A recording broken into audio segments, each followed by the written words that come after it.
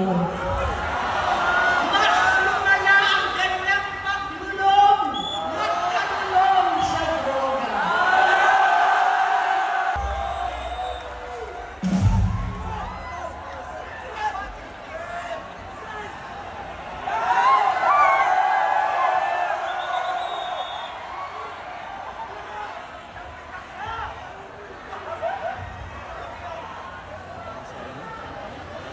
Magandang gabi po sa inyong lahat, mga mahal na kapatid.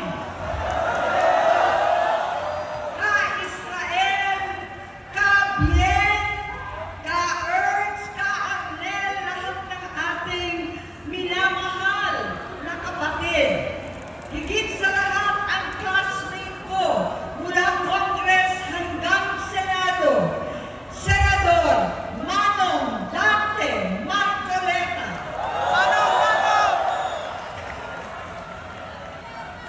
Napakahirap po ang pumunta, tumayo, at magsalita sa inyong harapan. Pero noon pa man, alam ko walang madali kapag ikaw ay Marcos.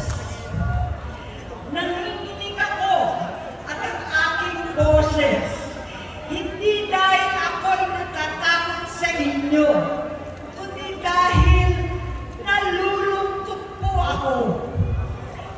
Ipagpaumanhinig niyo kung sa gitna ng pagsasalita ko, ako'y hihinto, hihinga dahil sa bigat ng aking kalooban.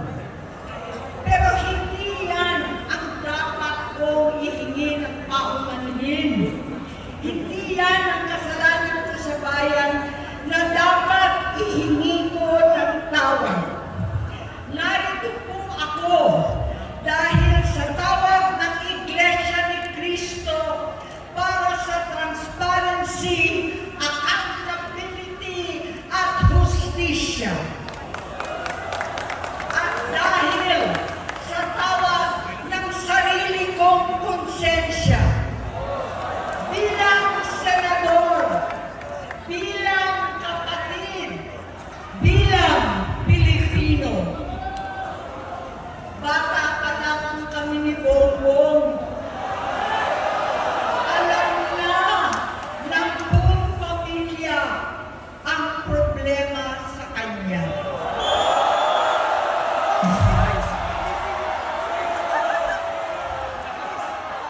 Totoo lang, mababasa naman ng lahat ang mga testimonya ng aking ama patungkol sa kanyang ugali at gawain. Noon, dahil may tatay pa kami, hindi ko pa siya responsibilidad. Noong tumatanda, ay mas naging nakakabahala. Batid ko na nagdadrag siya.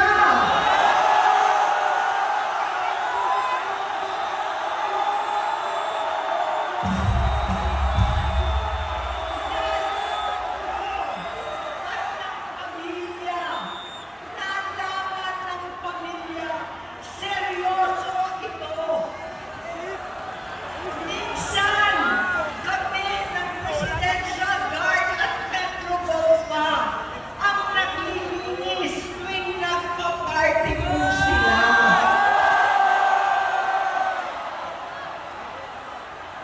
Nabuhay kaming magkakapatid sa ibang bansa. Kami-kami lang. Kinumbinsi ko pa si Bongbong. Pakasalan mo na si Lisa. Naisip ko noon, kapag nag-asawa siya, malalagay na sa tahimik at magkakaroon ng direksyon.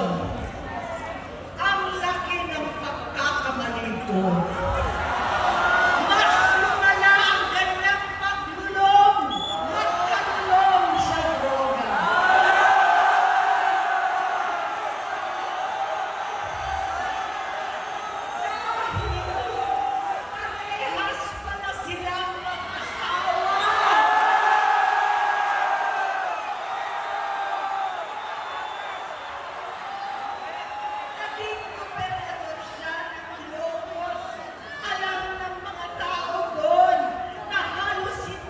siyang pumapasok. Tuwing kukumprontahin ko siya, ay nagsasabi siyang magbabago na siya, aalisin na niya ang bisyo. Hanggang sa may nagsumbong na naman sa akin na sa paggising pa lang sa umaga, kasabay ng almusal, marijuana pala.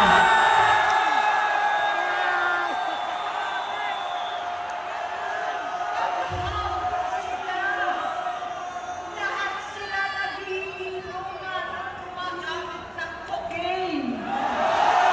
Kasama ng asawa at barkada. Tulad ng ama ko, kinastigo ko ang mga barkada niya. Ang nasirang si Bong Dasa, si Edwin Cruz, Inigo, Tony Boy, Sam Anton, alam po ninyo yan. Paano nagre-resign na sa takot ang mga pulis nila at staff dahil sa lumalalang bisyo? Inayos ko sila dahil gusto niyang ituwid ang buhay niya. Gusto niyang mag-vice-presidente. Hindi siya pinalad at lalo nagkaroon ng oras para sa bisyo. Simula noon, naging malabo sa amin ang lahat. Kaysa mag-away, bigla na lamang lumayo ang loob namin sa isa't isa. Noong 2016, kasabay ng kampanya ni dating Pangulong Duterte laban sa droga, lumabas ang pangalan ni Bongbong sa listahan. Nakasama siya sa listahan ng mga celebrities, mga artista, Maricel Soriano at iba pa. Masinsinan kong kinausap si Pangulong Rodi. Halos manikluhod ako. Sinabi ko ayon sa kapulisan, dapat unahin, usigin ang mga pusher at saka na lamang sagipin ang mga user. Naligtas si Bongbong. Labis ang takot ko at pag-aalala. Kinausap ko siya at nagsabi siyang talagang siya ay nagbabago na. Muli at lagi, hindi ako nawalan ng pag-asa. Ako'y naniwala ulit. Mula noon, ang natatanggap ko na lang na balita tungkol sa kapatid ko ay regular na pagpapadoktor. Kaya kumalma naman ako. Inisip ko, totoo, dahil nakopera na ang tuhod niya sa gout. Siguro, totoo na ito. Hanggang nito, nalaman ko na tuloy ang paggamit niya sa mga party na garapalan naghahain ng droga. Pinagmamalaki pa ng mag-asawang kayang-kaya nila ang microdosing ng cocaine. Hati-hatiin daw para 4 na beses sa isang araw. Hindi mabibisto. Ang pagpapadoktor, pinalabas nila ang pag-stem cell. Nagpapalit daw ng dugo, nagpapa-blood transfusion.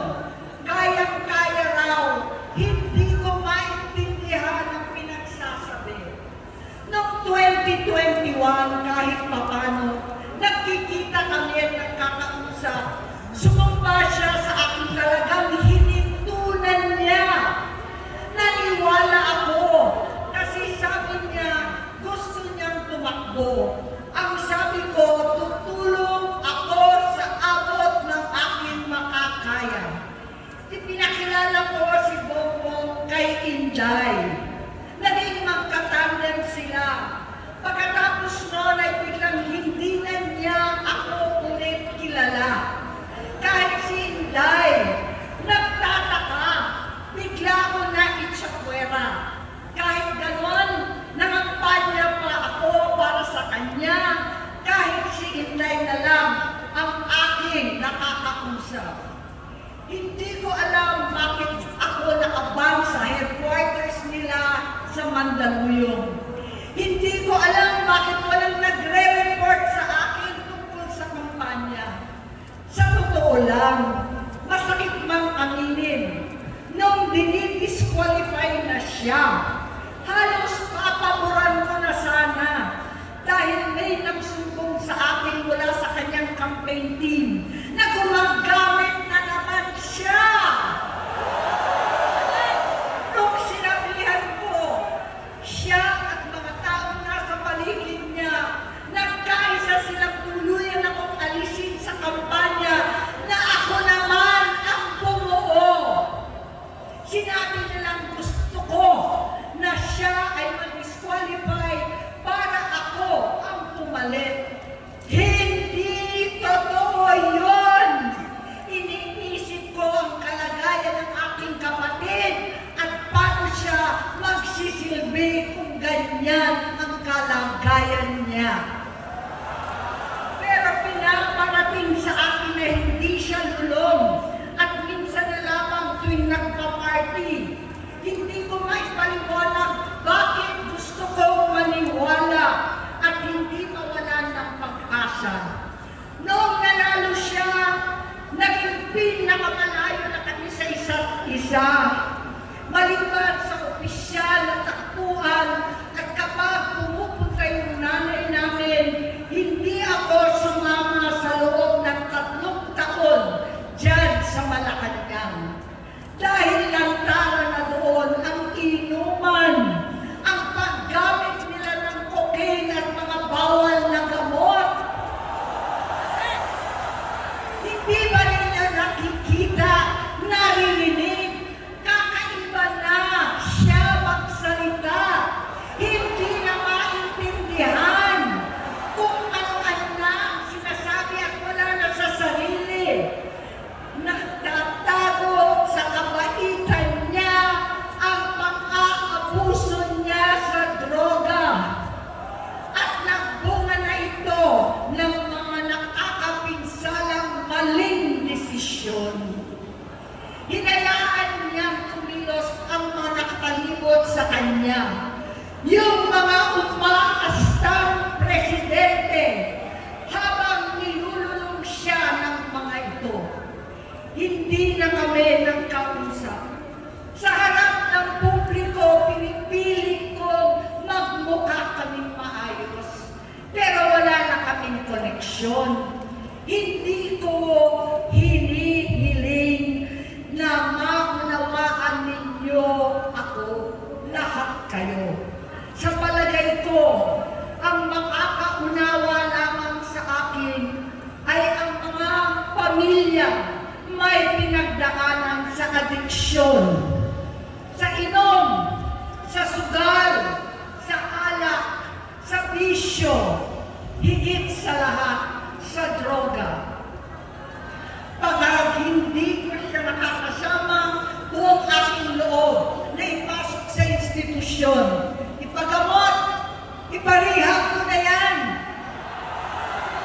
Pero tuwing maghaharap kami noon, hindi kaya ng aking kalooban na gawin yon. Tuwing magsasabi siya sa akin na magbabago na siya, hindi ko siya kayang tiisin. Hindi ko kayang ipagkait sa kanyang pagkakataon at pagbabakasakali, umaasa ako at laging nananalangin na sana, oo nga, nagbago na siya. Hanggang dumating ang 2024 at 2025, yung bisyo niya na ang dahilan ng pagbahak ng korupsyon, kawalang direksyon, at maling-maling mga desisyon. Walang accountability, wala na ang hustisya. Hindi na niya alam ang nangyayari. Hindi na pinapaalam sa kanya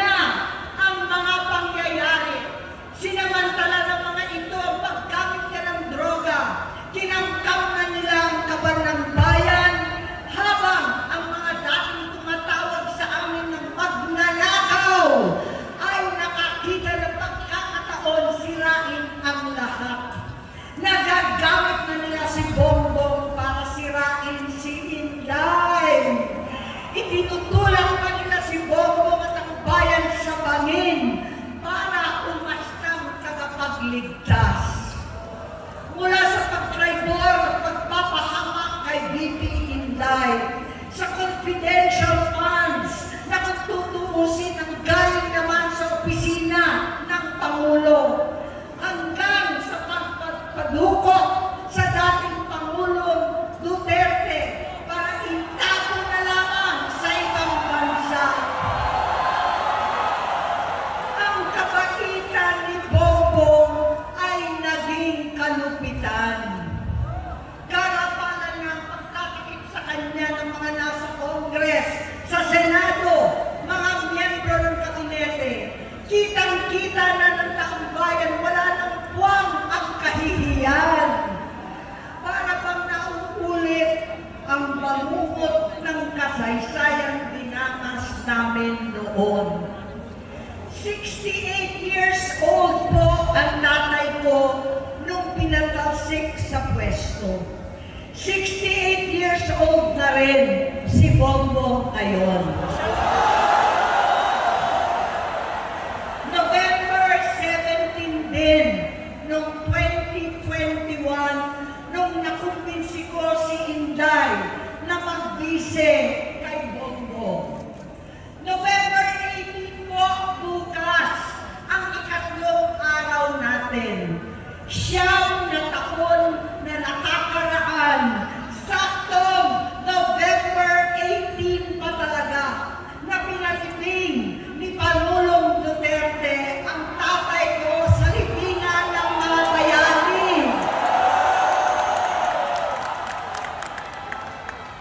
Halo-halo na ang aking nararamdaman, pero alam ko ito ang dulo at hangganan ng aking pagtitiis at pananahimik. Hindi na tayo mananahimik. Dahil nalaman ko pati ang mga anak niya ay nagdodroga na.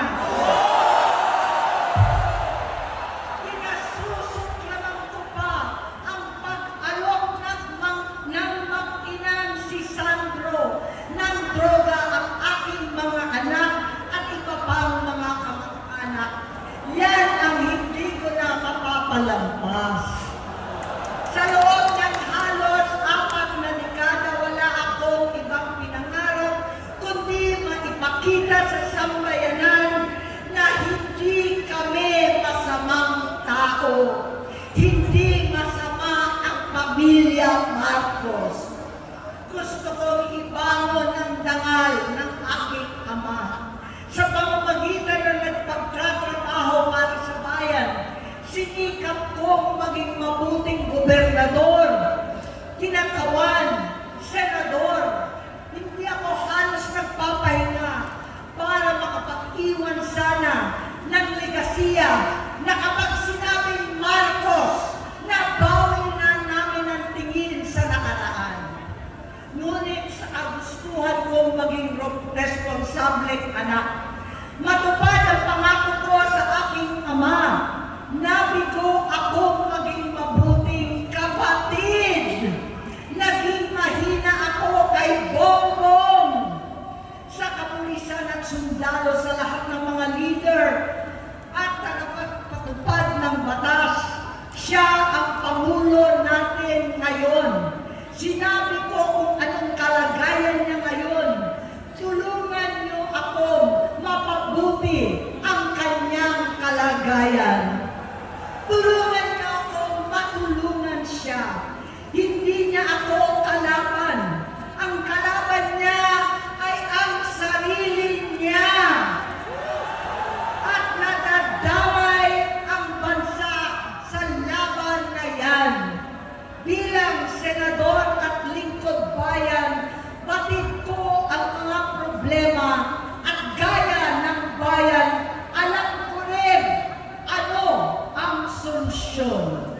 Sa pagkakawatak-watak, patuloy na pamumulitika, pagnanasa sa kapangyarihan ng mga talunan naman, kaguluhan sa Mindanao, alanganing giyera sa China at Estados Unidos, kawalang pananagutan sa flood control scam,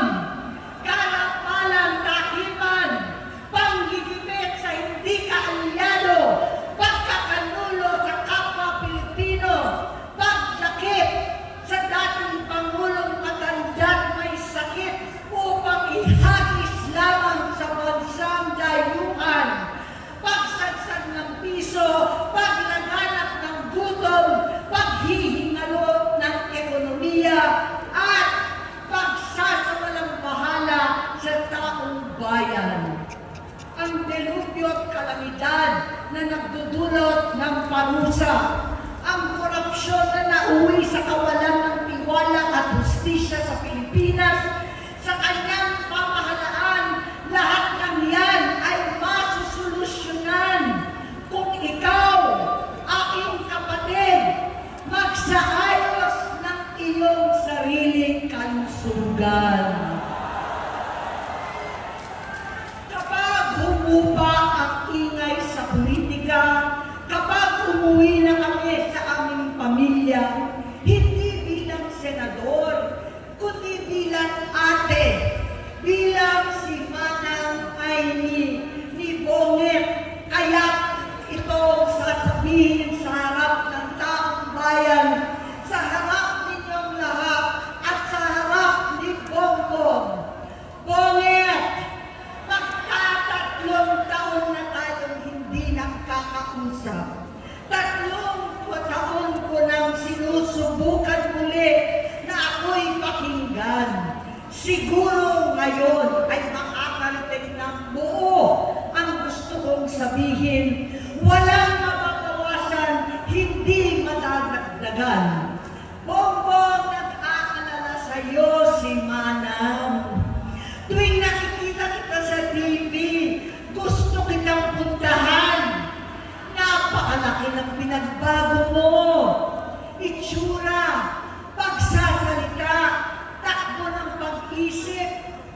Minsan, napapatanong ako sa sarili ko, ikaw pa ba yan?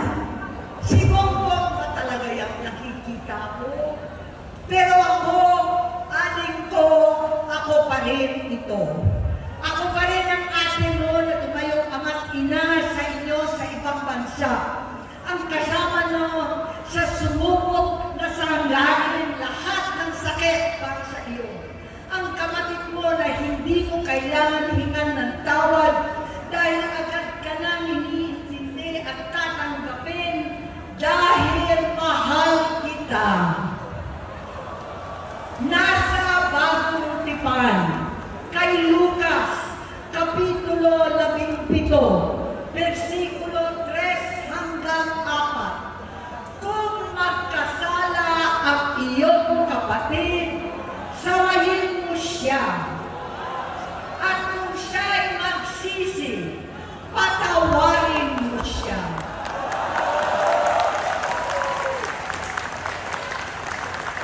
Tama na, aling ko. Tapusin mo na ang paghihirap mo at ng bayan. Gaya nung umalis tayo sa palasyo, kaya mo pa rin hawakan ang iyong kamay, huwag kang matakot. Malaki na ang dulot sa iyo ng droga. Sinisisi ko ang sarili ko dahil hindi ako nakinig sa mga sumbong. Hindi ako nakialam. Hindi ako maniwala. Pero hindi pa huli ang lahat. Tama na, aling ko. Magpahinga na tayo. Umuwi na tayo. Magpagamot, magpagaling at nangangako ako. Hindi ako malilinang, hindi ako magkukulang. Lahat ng kasama mo ngayon, hindi natin kasama sa pinakamadilim na bahagi ng buhay natin. Kasama mo sila ngayon dahil nasa taas ka pa. Ako at ang ating mga tunay na kapatid dito sa Luneta ang kasama mo kahit magdilim ulit ang lahat. Talikuran mo ang iniisip at ibinubulong lang ang misyon. Unahin na natin ang kalusugan mo dahil sa adiksyon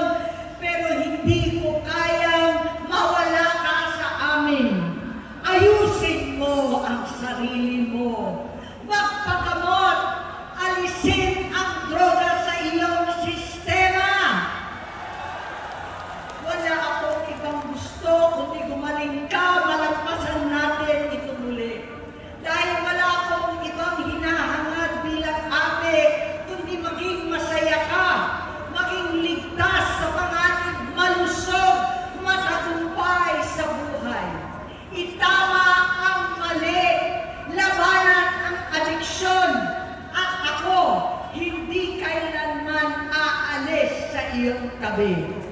Susuporta at hindi titigil manalangin kasama ninyo dito sa NETA at sa buong mundo. Dahil iyon naman ang tungkulin at ibig sabihin ng salitang kapatid, kapatid, mabuhay kayo.